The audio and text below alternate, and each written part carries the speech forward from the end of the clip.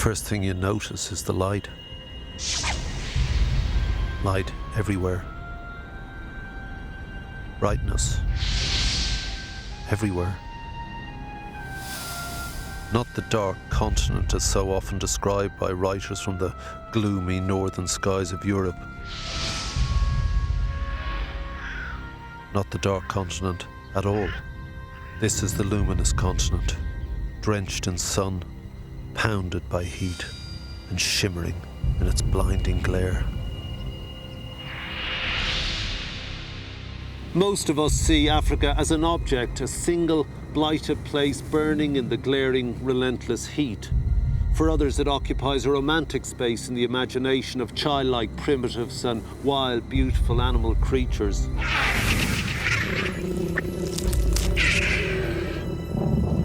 For still others, it's the dark side of our minds, the impenetrable place, the unknowable mind.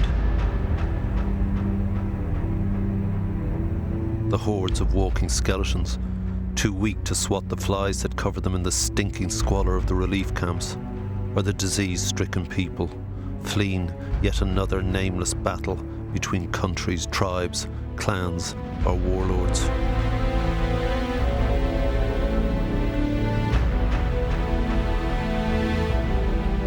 And all of this is partially true too much of the time, and we will come back to it. But there are other Africas.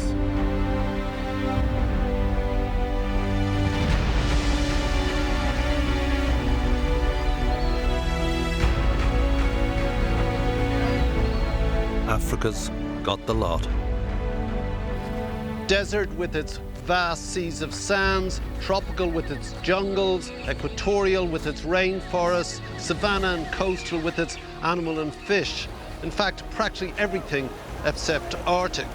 And within this immense continent, more peoples, more language, more cultures, more animals than anywhere else on our world. It is quite simply the most extraordinary, beautiful, and luminous place on our planet.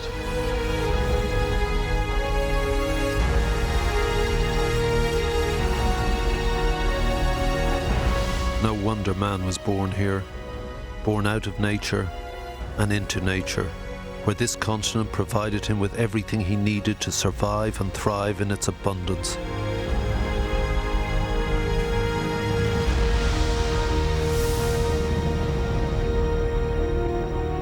Africa, like the other continents, is not static, but perhaps unlike them, it has had to change and adapt more simply in order to survive. But just to live, just to grow food, and perhaps develop an economic life like ours, the continent was dealt a lousy hand. From the beginning, geography stood against Africa.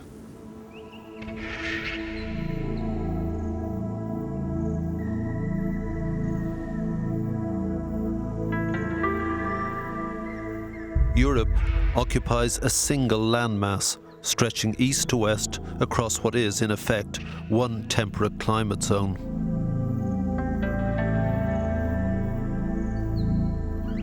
That meant we could develop one type of agriculture, and that if we invented something like, say, the wheel, its use could spread quickly across the whole landmass.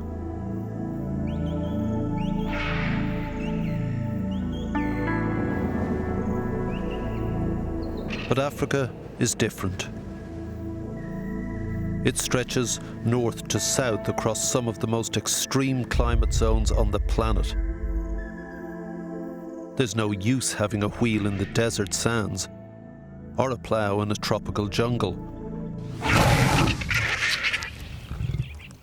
The savanna are dangerous to cultivate, for the wild animals outnumber you.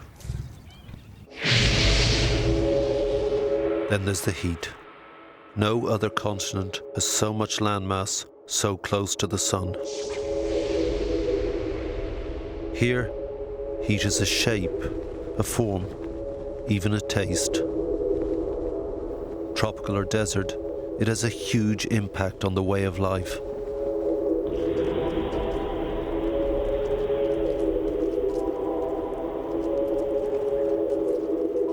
Any movement has a purpose.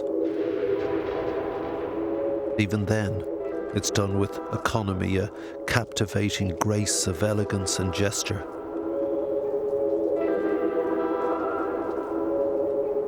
No energy is wasted by man or beast. During the daytime, everything burns, even the shade is hot.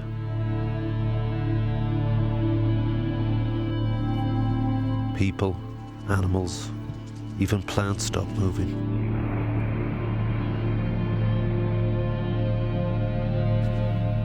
At times it feels like I'm walking on the surface of the sun.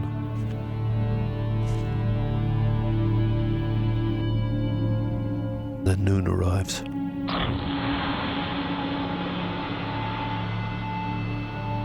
The climate and geography of Africa has always hindered human development.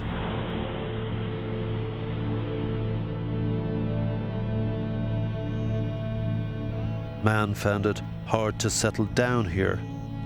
And because he kept moving, he never grew surplus. He never developed beyond a subsistence level of nourishment. Not enough food, never enough people. Not enough people, not enough development. Underpopulation has always hindered Africa's advance.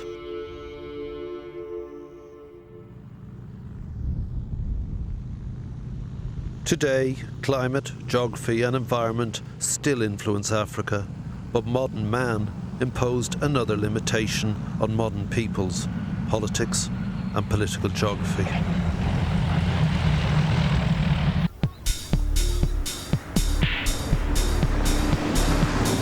Hargeisa is the capital city of Somaliland, a country unrecognised by every other country in the world. You cannot send a postcard from Somaliland, and they can't receive one, well, because it doesn't exist. And, well, frankly, who wouldn't want a postcard of the Pigeon of Peace roundabout, a concrete map of Somaliland car wash, or the famous MiG fighter plane donkey stop? Somaliland, they say, exists only in the minds of the 3.5 million Somalilanders. Yet, here it is, busy, thriving, healthy, democratic and peaceful. They have roads, schools, hospitals, and here amid the shoe stalls and the food, a real live functioning money market.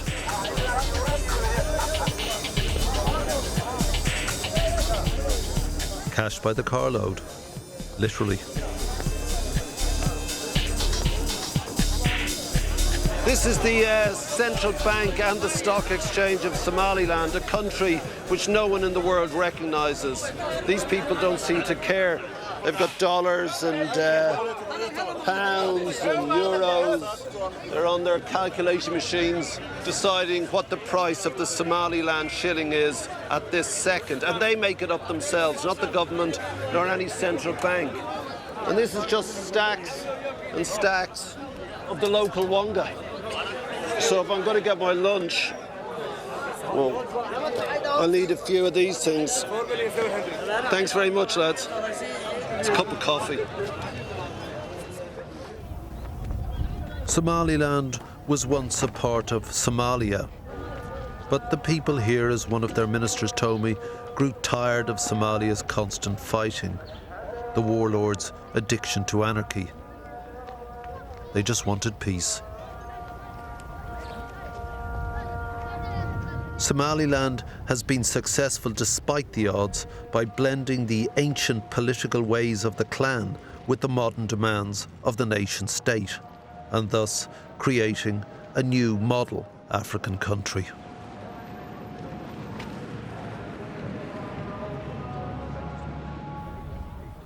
Like Britain's House of Lords, they took the chiefs of the clans and made a House of Elders, an upper parliamentary chamber to their elected House of Commons, and both answerable to a president.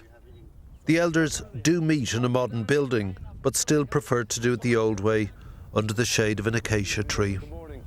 The model that you've arrived at in Somaliland seems to work here.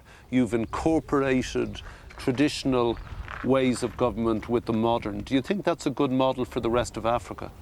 waa lagu faafin karaa waa say ku adag tahay odayaashuna way ka hadli way ku adag tahay dhaqanku waa soo jireenka ayagu wuxuuna waa qarniyo qarniga dhaqanku ka baabaa waa masiibo dheh farsaabla Afrika oo kale dhaqankii bay ka tageen dhaqankii waxay qaateen Yurub iyo waxa annagu soo wali kaayagii ayaa odayaalkayga haystaan inuu hogaamiyaan dawladda loo sameeyo ballo guud kala geeyay marka taasi ma dagayso annagu se taayada waxaan ka soo bilowna hoostaan oo kaariya taayada hoostaan ka soo bilownay.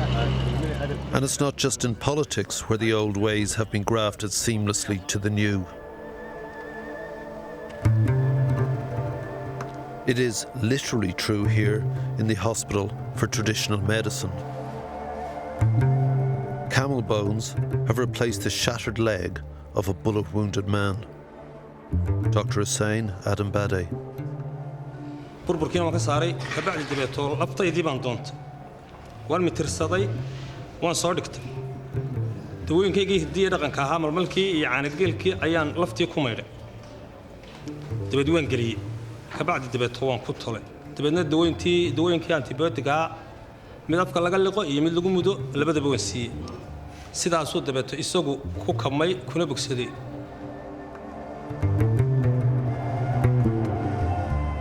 Or a goat's forehead transplanted onto the exposed brain of a car accident victim. Intan uu lumay intana ka maqlay sirwajida saddex shaqo ila joogay aan lafihii xashiishkii wixii qashin ku jiray ka saaray kabacdi dabeeto laftaydii baan doontay oo misig ariya riyaag misigteeda waan qoray waan sawirtay intii ka maqlay intii baan isleegaysiiyay iraabkaygii baan ku mutay dabeedna waa dhayday wuu bogsaday oo ka imka halka maraya. The operating theatre isn't up to what we would consider to be modern standards. Well, actually, come to think of it, maybe it is. But the fact is, people are leaving healed by their excellent and trusted local doctor and surgeon. I'm not saying that this is a replacement for modern medicines or hospitals, but like modern and traditional politics, both can coexist here and be complementary to each other. Somaliland may struggle to survive with its national anonymity, but survival's always been hard here.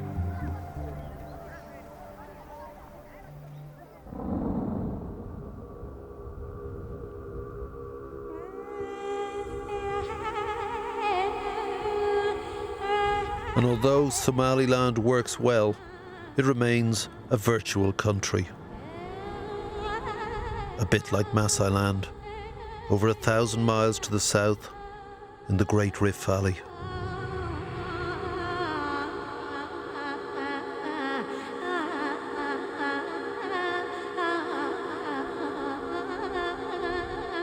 Masailand does not exist on any map on the planet, save the ancient one inside the Maasai's own heads, and those in the hands of the tourists who come to stare at these exotic people and their beautiful land.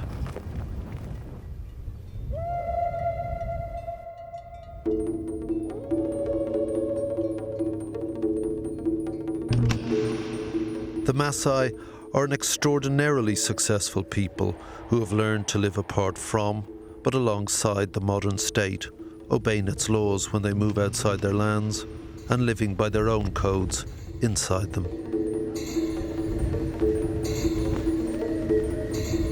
The Maasai neither hunt nor eat game, and their ancient beautiful lands straddle the borders of what is now Kenya and Tanzania. Cattle for the Maasai are everything.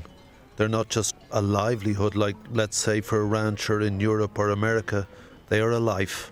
They are wealth, their status, their food, they have spiritual values, and they give meaning to the Maasai existence.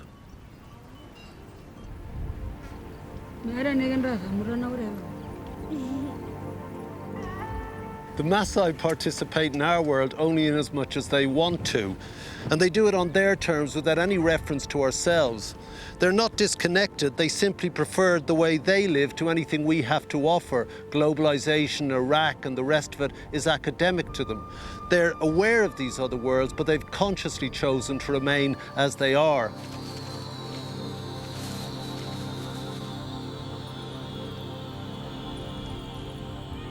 The Maasai may not look like it to us, but they are in fact totally 21st century people who just want to wear togas, carry spears and live in houses made of cow shit. But do it in the 21st century. The Maasai do cooperate with the modern world. They pay taxes when they have to. And when the young warriors go to town, amazingly, they leave their knives and swords with the Hadza girls in the bars and discos. But it was the modern world that almost killed them, and all the other herders and livestock throughout the entire continent.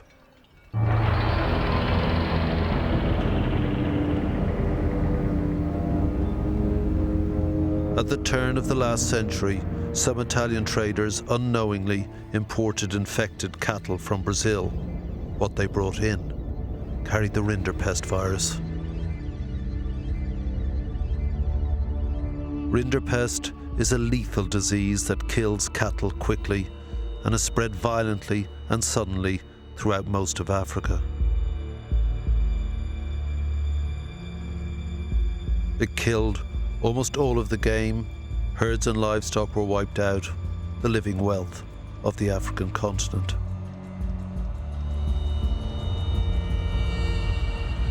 The carcasses polluted the wells and the waterways. The people, having no food, no water, died in their millions. These pasture lands, untended, now grew to thicket, which harboured the lethal tsetse fly, which in turn killed even more animals and more people. It is these lands that make up the safari parks we visit in such numbers today. How African that a tragedy of such epic proportions should have been introduced to the continent by the modern world, created such misery and constructed the very Africa we must understand to be timeless, unchanging and static.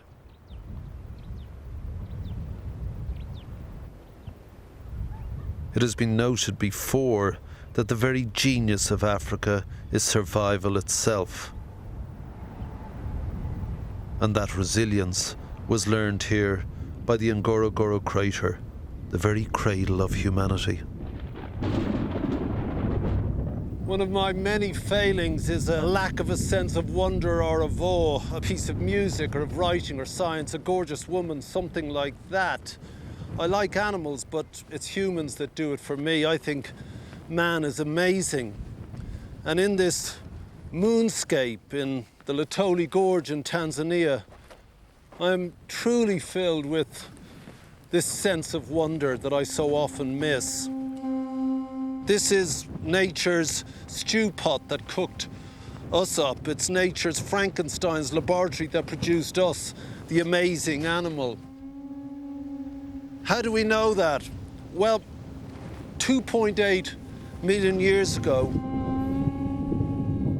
a volcano erupted and it laid down a floor of grey, sooty ash. A group of hominids, almost humans, were walking through this little valley here, up this path.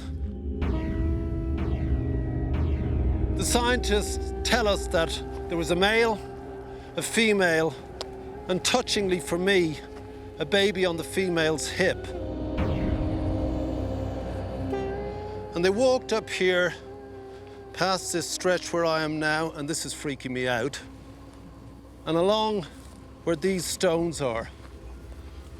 And they left behind that mushy ash their footprints. And when they walked up alongside where I am now, they walked right into history.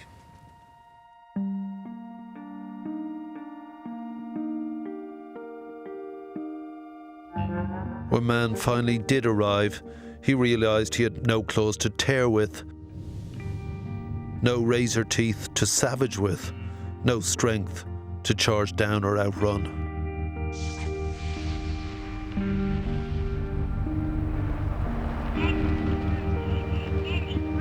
He was very vulnerable out here on the Great Ranges. And he did something very brilliant then. He externalized his weakness.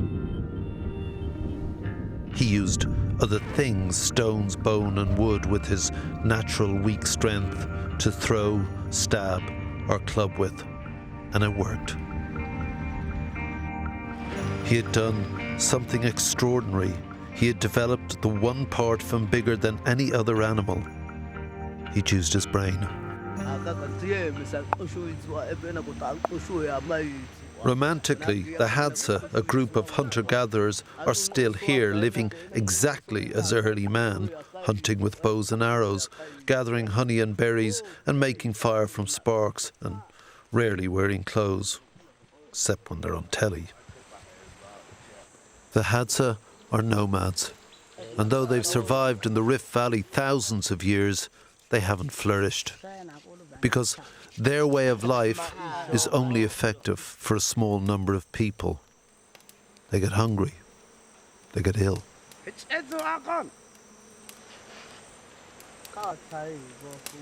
Before, the Hadza followed the seasonal rains and game, but then the modern world, in the form of a poll tax, forced them to move as often as every 2 weeks.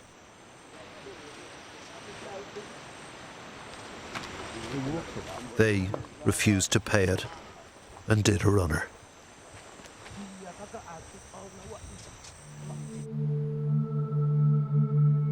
People from outside Africa didn't just bring safari parks or Rinderpest or the poll tax. They also brought the idea of the nation state, whether people liked it or not.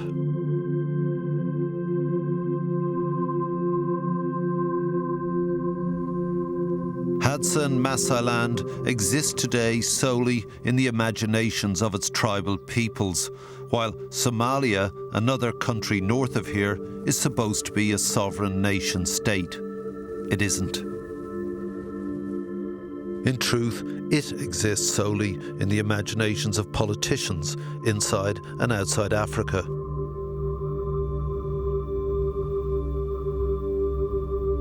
It inhabits the margins of politics as it exists on the edges of Africa, its marginal land. It's called the burnt land. This preposterous border post marks the difference between one country and another. It doesn't seem to matter that the rest of the world don't recognize Somaliland or Puntland. In fact, they don't even recognize each other.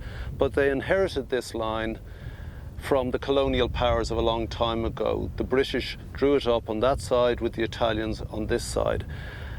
And it's caused a lot of dying. Right now, unbelievably, these few rocks are the source of a great dispute with armies assembling on both sides of this line. And if you repeat this over an entire continent, you will realize how dangerous and how preposterous these things actually are. In case you ever wondered, this is where the expression, "a line in the sand," comes from. Borders alter geography, the land doesn't change, but politics imposes its own idea of place. Suddenly countries exist or disappear.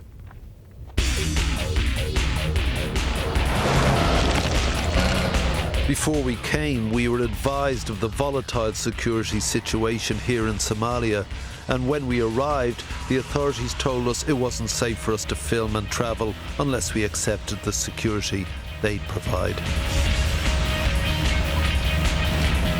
Somalia is a vast country, and traditionally it's been ruled by the competing interests of 61 separate major clans. The result is that no one ever can really agree on anything, and the result of that is that the guys with the guns take over. They're called warlords, basically armed thugs who operate a giant country in their own self-interest.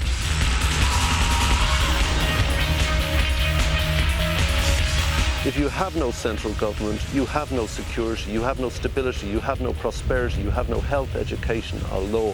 And the people here are pretty sick of it. Two things work in this country, people and guns.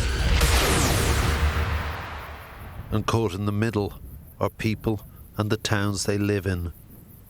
Lascarai.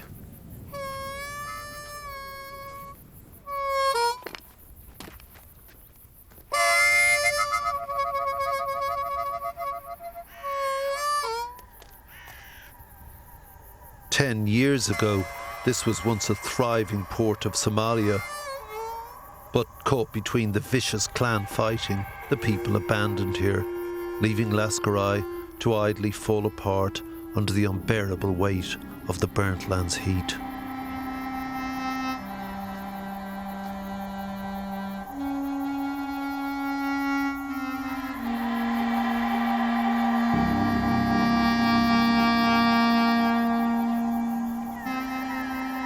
Climate, land and geography need not define destiny, but politics can help to shape it. Where there is chaos, there is ruin and poverty.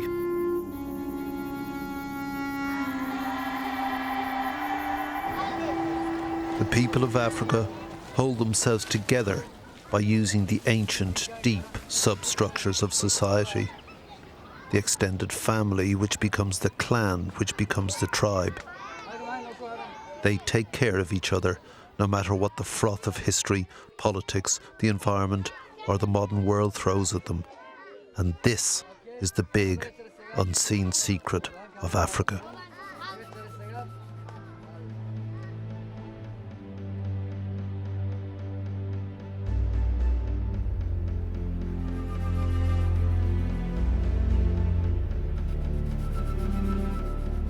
Look at this.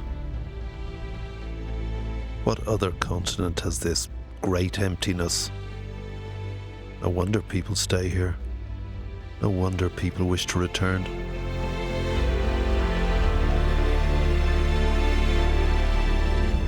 And how ironic that on the coast of this land, man left Africa to colonize the world.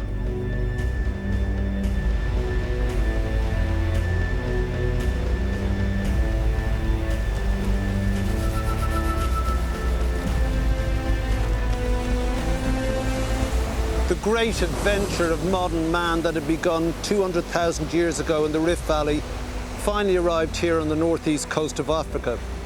There was no sea then. Africa at this juncture was joined to the rest of the world. And early one morning, 50 of those early humans decided to walk off in that direction. It is extraordinary and wonderful to think that the rest of us are all directly descended from those 50 people who set off from here early one morning.